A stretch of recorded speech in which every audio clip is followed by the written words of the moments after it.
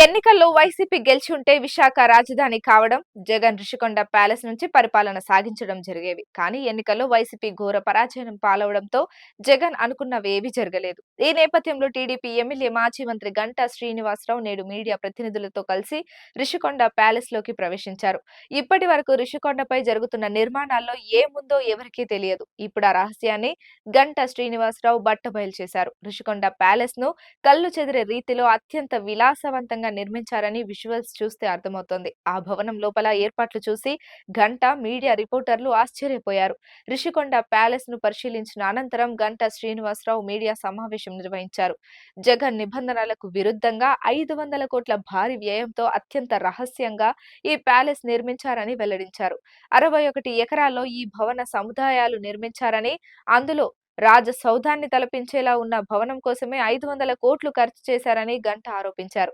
గతంలో ఇరాక్ నియంత సద్దాం హుస్సేన్, గాలి జనార్దన్ రెడ్డి వంటి వారు కూడా ఇలాంటి రాజమహల్లను నిర్మించుకున్నారని తెలిపారు.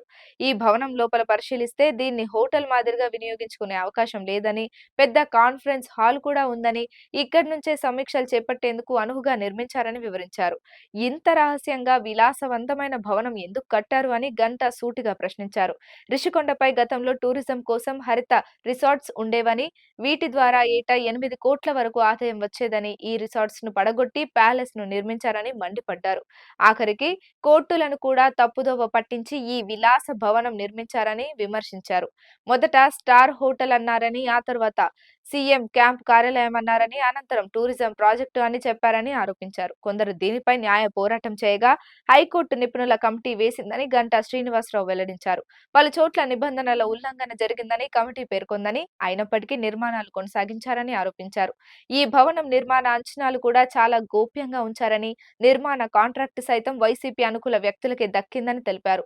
91 కోట్ల వ్యయంతో స్టార్ హోటల్ కడుతున్నామని చెప్పి భవన నిర్మాణం ప్రారంభించారని, ఇది 15 నెలల్లోపే పూర్తవుతుందని చెప్పారని గంటా వివరించారు. కానీ చదును చేసే పనుల కోసమే ఏకంగా 95 కోట్లు ఖర్చయిందని, ఇక్కడి పరిసరాలను రమణీయంగా తీర్చిదిద్దేందుకు మరో 21 కోట్లు ఖర్చు చేశారని వివరించారు. ఈ పనుల గురించి ఎవరికీ తెలియకుండా ఉండేందుకు 20 అడుగుల బారికేడ్లు పెట్టేవారని వెల్లడించారు. కనీసం చంద్రబాబు, పవన్ కళ్యాణ్ వంటి అగ్రనేతలు సైతం ఋషికొండ నిర్మాణాలు పరిశీలించే వీల్లేకుండా చేశారని తెలిపారు.